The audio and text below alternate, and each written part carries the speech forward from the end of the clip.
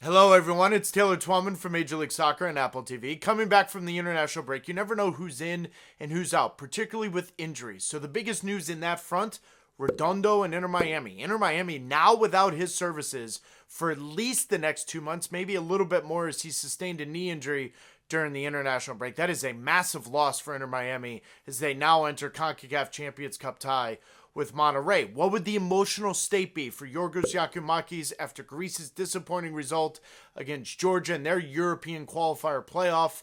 More of that later in what is now a weekly occurrence called Twellman's Takes. And I'm not going to wait any longer. I'm going to start right there with Atlanta United and Giakoumakis, his return from the international break. For so many of us, Gigi, as he's known, is the frontrunner to win MLS Golden Boot because of the way this roster is now built. It's got balance, it's got diversity, and most importantly, it's got depth to provide their big man up front opportunities to score goals. Now, the only detractor to that would be health. Look at last year. He struggled to stay healthy for the entire campaign, yet his numbers were absurd. He had 17 goals in only 21 starts.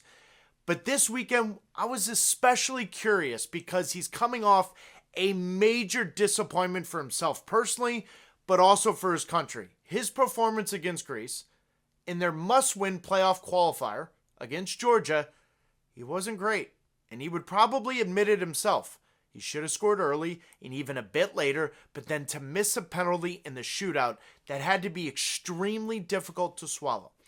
But the greatest goal scorers in the world, they have to have amnesia. They have to have short memories. And this weekend is an example of why I'm so high on Giakoumakis. To come back and score the game-winning goal against Chicago, it says so much about his mental makeup that it's going to take a lot to knock him down, to count him out.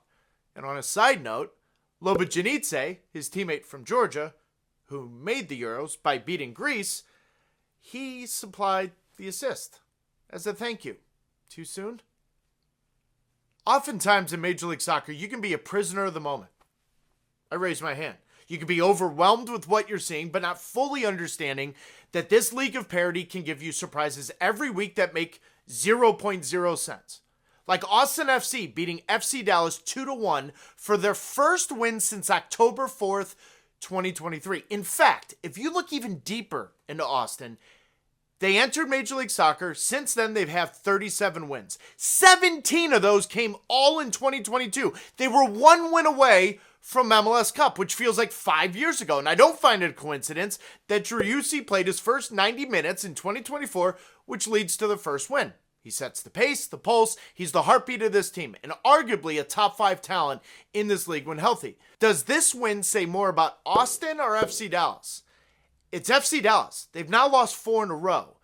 And 3 of those teams arguably less superior than them roster-wise, talent-wise, and yet here we are. And they were coming off a bye week too, which makes this loss even worse. They've made the playoffs the last 2 seasons, but this season does not look right.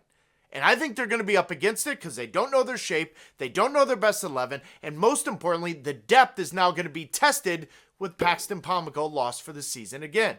And for my final takeaway, it's a preview to this week. El Tráfico is here. The lead up to arguably the most unpredictable game in league history is a bit surprising to anyone that we thought LA would be in the first place of the Western Conference, but not the LA Galaxy, who have survived a real juggernaut on an opening schedule 6 games into the season. They're sitting atop of the supporter shield race, first off. But they're also, and I think more importantly for the Galaxy fans, the most exciting team to watch if anyone like myself is trying to find someone other than the Columbus Crew that put on a show every time out. It's Vanny's team. The surprise comebacks on the road at Nashville, at Kansas City, that has the team believing they can win any type of game, but it's also the ones versus Inter Miami and the Seattle Sounders where they know they can play and dominate that game as well. They always will want to dominate the ball. That's Vanny's pedigree. But now there's a different balance. Paintseel and Peck that complement Ricky Puig pulling the strings. They can get out in transition. They can score goals in that way, which makes this version of El Tráfico even more exciting because they're going across the town to meet LAFC that hasn't found their groove. They beat Nashville 5-0. Then they go on the road to Colorado. They're up 2-1 in the 83rd minute, and they lose 3-2. And remember, 16 of the 20 times these two teams have played, 3 or more goals. This will be unequivocally the 17th time that they score a ton of goals. LAFC will host the LA Galaxy Saturday, April 6th, 7:30 on MLS Season Pass on Apple TV, where you can watch that and all the games for the weekend, while you also can catch up with my podcast Offside. This week, I'll talk to the two surprising teams so far the MLS regular season, but both coming off tough losses this past week. John Herdman of Toronto FC and Eric Ramsey of Minnesota United. That conversation will be on Apple Podcasts and all my other MLS content on MLS YouTube and Taylor Twellman social media channels. Oh yeah, and don't let me forget, the best thing I saw this weekend, Chicho Arango, in his 21-minute hat trick in the second half against St. Louis City. Pablo Mastroeni said it best postgame. Quote, he's the driving force in everything we do with this group goes through him. He's the mental monster during training, and he sets the tone on both sides of the ball for us. End quote. Yeah, Pablo. And he can score goals for fun. Since he left LAFC, I don't find it surprising they haven't been able to replace him. But look at the rate by which he is scoring goals. He's had 68 MLS appearances in his career. He has 41 goals. 60% of the time he steps on the field, he's scoring a goal. And he's doing it of all the different ways you can score goals.